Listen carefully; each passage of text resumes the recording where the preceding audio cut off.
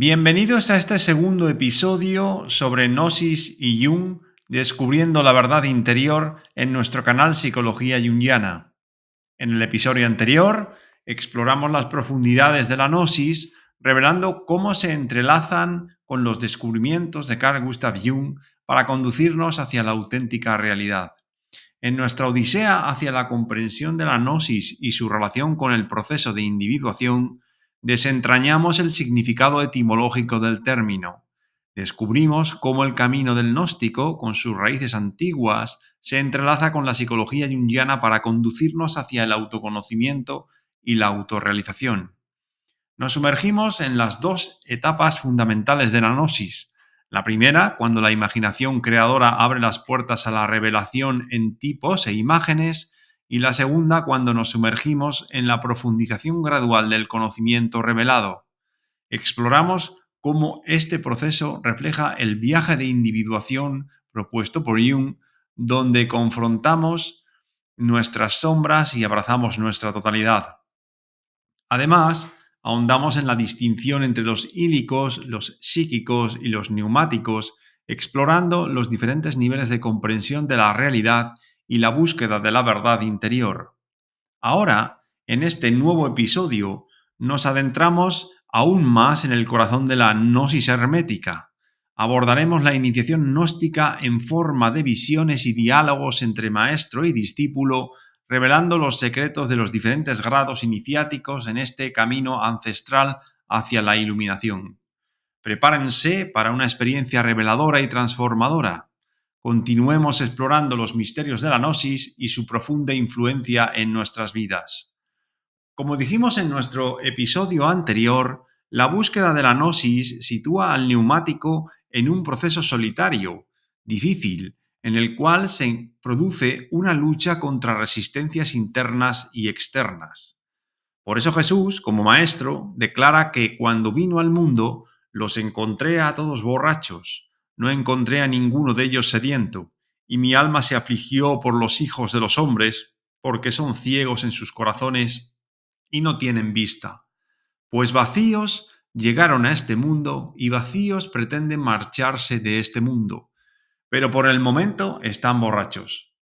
El maestro Silvano, en Enseñanzas de Silvano, alienta a resistirse a ese estado de inconsciencia cuando afirma lo siguiente: poned fin al sueño que pesa con fuerza sobre vosotros, partid del olvido que os llena de tinieblas. ¿Por qué perseguís la oscuridad, aunque la luz esté a vuestra disposición? La sabiduría os llama y pese a ello vosotros deseáis la necedad. Un hombre necio sigue los caminos del deseo de toda pasión. Nada en los deseos de la vida y se ha ido a pique. Es como un barco que el viento zarandea de un lado a otro y como un caballo suelto que no tiene jinete. Antes que todo lo demás, conócete a ti mismo. El descubrimiento de la gnosis entraña un estado de confusión, tal como advierte el Evangelio de Tomás cuando dice: Jesús dijo que aquel que busca siga buscando hasta que encuentre. Cuando encuentre, se turbará. Cuando se turbe, quedará asombrado y gobernará sobre todas las cosas. El Evangelio de la Verdad expresa una idea similar cuando dice: si uno tiene conocimiento, recibe lo que es suyo y lo atrae hacia sí. Quien quiera que deba tener conocimiento de esta manera sabe de dónde viene y a dónde va. Cada persona debe recibir un nombre propio, esto es, no el nombre corriente, el que le han puesto sus padres, sino su auténtica identidad. Así, aquellos que son hijos del conocimiento interior adquieren la facultad de pronunciar su propio nombre. En el Evangelio de Tomás, cuando los discípulos preguntan a Jesús: ¿quién es el que busca y quién es el que revela?, Jesús les responde que quien busca la verdad es también a quien se le revela.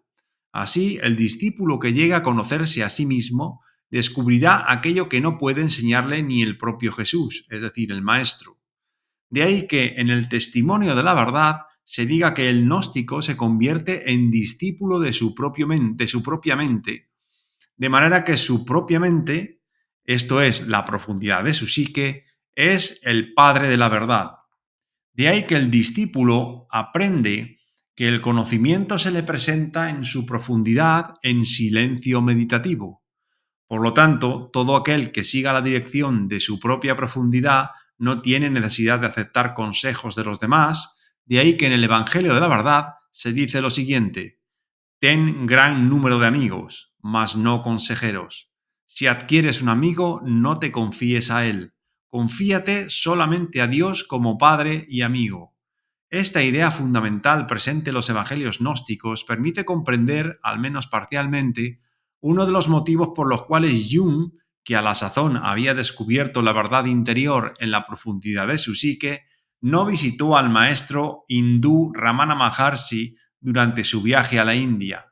No pretendo profundizar en esta polémica decisión de Jung, justificable para algunos, injustificada para otros. Solo quiero señalar que esta decisión no estaría alejada de la senda gnóstica a tenor de las actitudes de los neumáticos, tal como vemos en los textos gnósticos. Uno de los manuscritos más interesantes desde el punto de vista de la iniciación a los misterios de la gnosis es el discurso sobre la Ogdóada y la Enéada. Este texto fue publicado en 1977, cuando se realizó la primera traducción completa a una lengua moderna, la inglesa, de todos los textos de la colección de Nag Hammadi. Este manuscrito nos permite comprender la interpretación que los gnósticos hacían de la tradición hermética. Este texto, perteneciente al Códice 6 de Nag Hammadi, es el primero de 3 escritos sobre hermetismo gnóstico.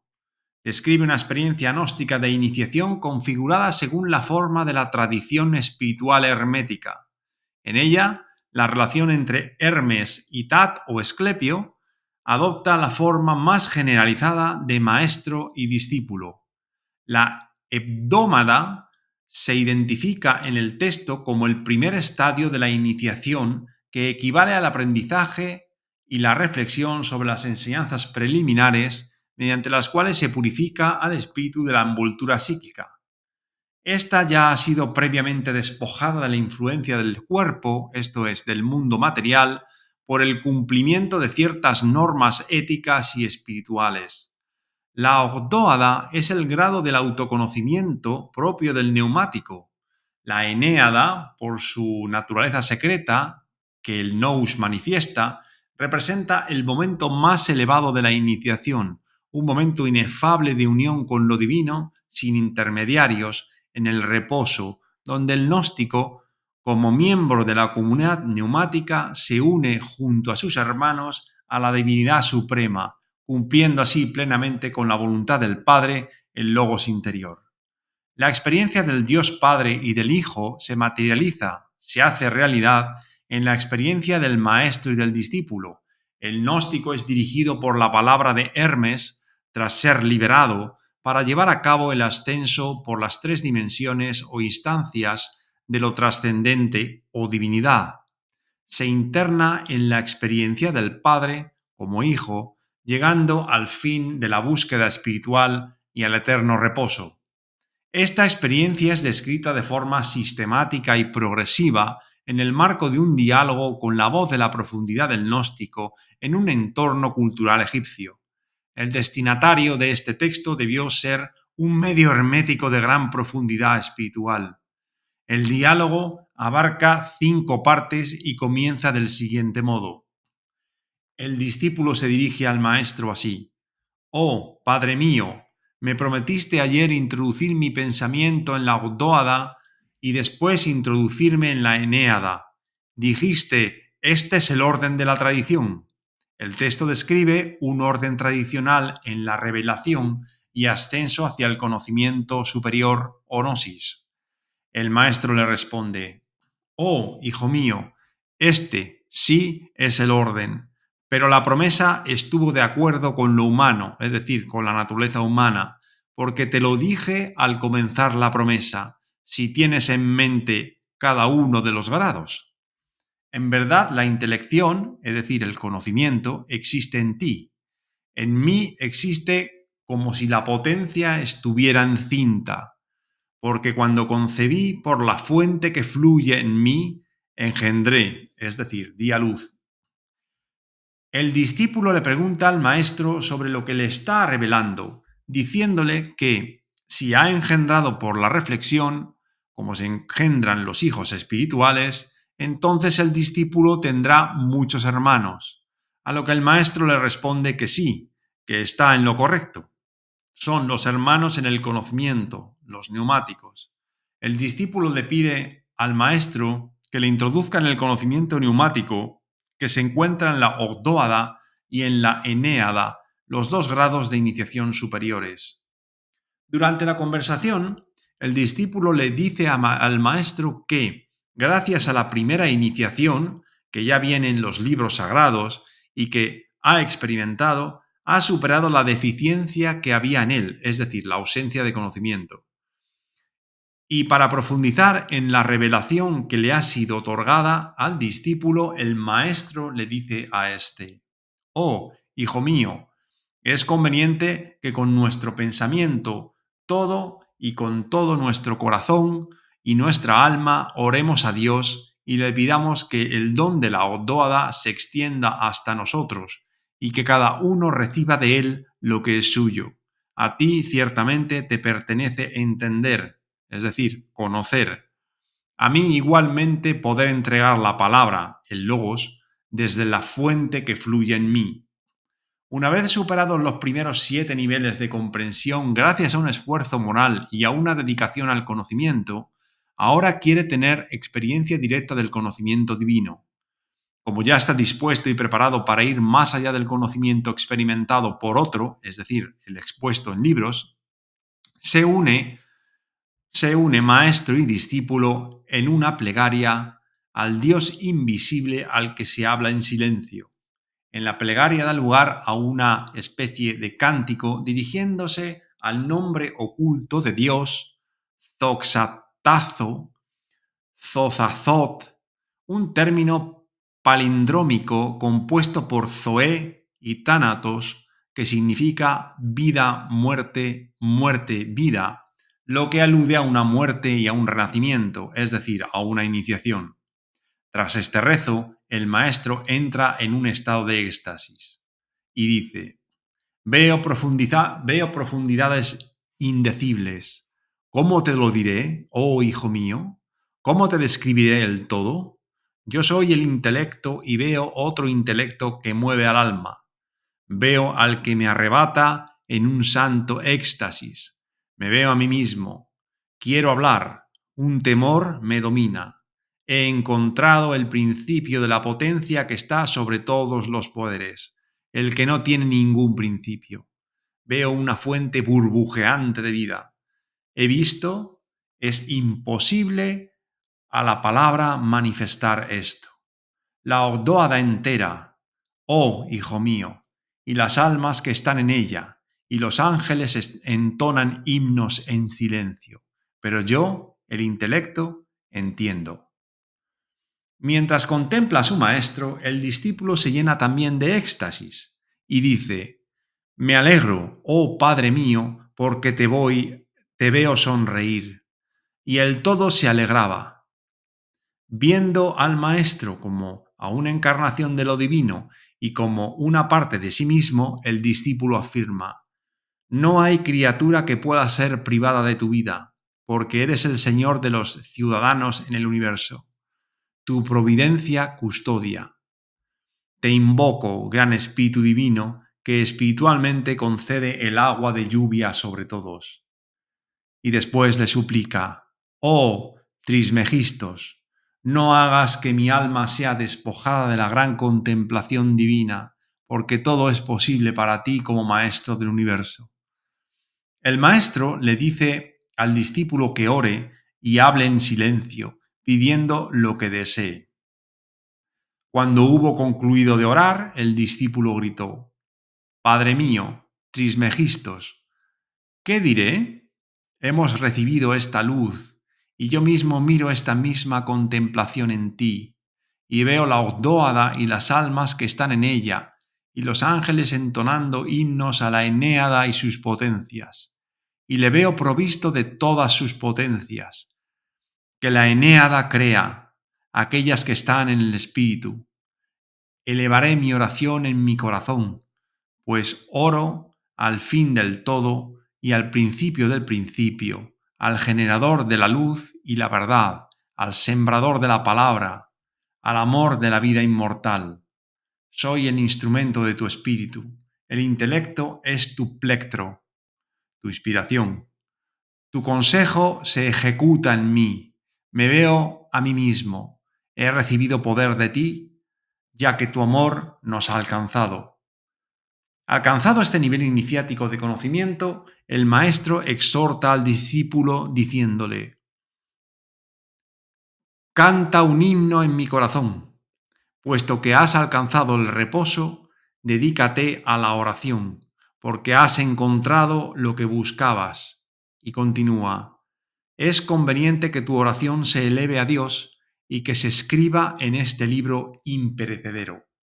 El maestro da instrucciones al discípulo para que escriba sus experiencias en un libro secreto, que es en realidad el propio discurso, con el fin de guiar a otros neumáticos. Dicho libro narrará la historia de esta experiencia iniciática guiada por el maestro y deberá observar las normas esotéricas que permiten la transmisión del mensaje en el medio religioso adecuado. De ese modo, el mensaje no se malogra y cumple su función reveladora de la naturaleza divina ante la que toda ilusión se desvanece. Las instrucciones son: primero, redactar el libro en lengua sagrada, tanto porque es el vehículo adecuado como porque dicha lengua solo la conocen los espiritualmente preparados para comprender y seguir las instrucciones del texto. De ese modo evitan el acceso al vulgo. 2. El libro debe seleccionar los materiales adecuados para grabarlos en la lengua sagrada.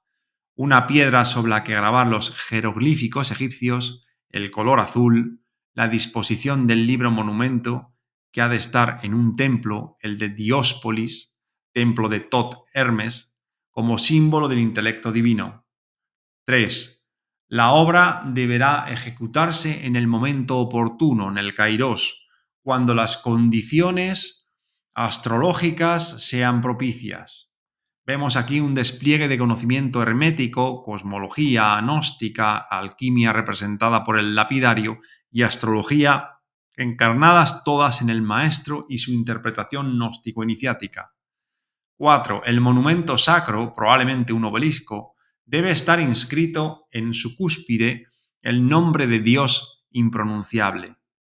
5. El libro monumento llevará un anatema que evite la profanación del testimonio, lo que puede inducir a error, pues el libro es el relato fiel de hechos sagrados y orienta en la iniciación por grados siempre que se posea la disposición espiritual adecuada. De ahí que la imprecación final abarque a las fuerzas cósmicas y a los poderes trascendentes, porque los primeros están al servicio de las segundas, tal como se dice en el texto. Conjuro a quien lea este santo libro por el cielo y la tierra, y el fuego y el agua, y los 7 gobernadores de la sustancia y el espíritu demiúrgico que hay en ellos, y el Dios inengendrado, y el autoengendrado, y el engendrado, que observe lo que Hermes ha dicho. A los que observen el anatema, Dios les mostrará su misericordia y cada uno de los que hemos nombrado. Lo sorprendente de este texto y de las indicaciones que el maestro le da a su discípulo para que ponga por escrito lo que le ha sido revelado es que se trata del primer documento gnóstico hermético del que se dispone. Jung desconocía este valiosísimo documento cuando experimentó una iniciación similar a la aquí descrita. Experimentó, durante su autoexploración, estados de confusión. De hecho, cuando Jung experimentó la fantasía en la que se le presentaban los muertos y le decían que se dirigían a Jerusalén para rezar a las tumbas más sagradas, el 17 de enero de 1914, y luego, después de una serie de fenómenos parapsicológicos en su casa de Zúrich a principios de 1916, cuando escribió los 7 sermones a los muertos, Jung no comprendió lo que había presenciado. Jung lo describe del siguiente modo en su autobiografía Recuerdos, Sueños, Pensamientos. Eso comenzó a fluir de mí, y en el transcurso de 3 noches la cosa ya estaba escrita. Tan pronto como levanté el bolígrafo, toda la caravana de espíritus se desintegró. La aparición había finalizado. Para entonces ya había terminado los borradores del Liber Primus y del Liber Secundus, pertenecientes a su Liber Novus, también conocido como Libro Rojo. El Liber Novus o Libro Rojo es una obra única que surge de las profundidades del inconsciente de Jung. Este libro, creado durante un periodo de intensa crisis personal y transformación, es el fruto de sus experiencias visionarias, sueños y reflexiones durante su proceso de individuación. Por su parte, los 7 sermones a los muertos es la expresión de las fantasías que había tenido durante ese periodo y representan una cosmología psicológica con la forma de un mito gnóstico. En estas fantasías, Jung experimentó el nacimiento de un nuevo Dios en el seno de su alma. Este nuevo Dios, que se le impuso a su conciencia en esas experiencias visionarias, recibió el nombre de Abraxas, un hijo de las ranas. Se trataba de un Dios en el que se concitaban la imagen del Dios cristiano y la de Satán, y por tanto simbolizaba una transformación de la imagen occidental de Dios. Jung no elaboraría públicamente esta experiencia hasta el año 1952 con la publicación de Respuesta a Job. En el texto Discurso sobre la Odóada y la Eneada, cuando el maestro Hermes se dirige a su discípulo para que éste escriba sus experiencias en un libro secreto, le dice lo siguiente: ordeno que 8 vigilantes lo cuiden con el sol. Los varones de una parte, a la derecha, son de rostro de rana. De otra, las hembras, a la izquierda, son de rostro de gato. Los vigilantes son 8, expresión del control de la odóada inteligible sobre la sensible y su contenido cósmico, representado por el hexaedro de la base del obelisco. La posición de los guardianes con cara de rana a la derecha simboliza el ascenso y la metamorfosis cansarse. La posición de los gatos a la izquierda indica el descenso, todo ello vinculado con el alimento que proporciona el símbolo del sol. Como vemos, aparece el símbolo de las ranas en ambos textos, en el de Jung y en el discurso. Pues el mito que Jung descubre en su autoexploración es precisamente un mito gnóstico. Y es el gnosticismo la raíz del mito jungiano, es decir, la tradición espiritual a la que pertenecen las experiencias visionarias que Jung tuvo y que le revelaron la verdad interior, el camino del gnóstico. Y así concluimos nuestro apasionante viaje a través de la iniciación gnóstica y los diferentes grados iniciáticos en la gnosis hermética. En este episodio hemos explorado las profundidades de la sabiduría ancestral, sumergiéndonos en visiones y diálogos entre maestro y discípulo que revelan los secretos ocultos de la mente y el alma. Pero esta aventura apenas comienza. Te invitamos a seguir explorando los misterios de la gnosis y su impacto en nuestras vidas. No te pierdas nuestros próximos vídeos donde continuaremos desentrañando los enigmas de la sabiduría antigua y su relevancia en el mundo moderno. ¿Te ha cautivado lo que has visto? ¿Te ha inspirado a profundizar en tu propio viaje espiritual? Entonces únete a nuestra comunidad, suscríbete para no perderte ni un solo episodio y participa compartiendo tus ideas y reflexiones en la sección de comentarios. Tu participación es fundamental para enriquecer nuestra exploración conjunta de estos temas fascinantes. Y no olvides darle tu like si has disfrutado de este viaje. Cada interacción cuenta y nos impulsa a seguir compartiendo conocimiento y sabiduría. Hasta pronto.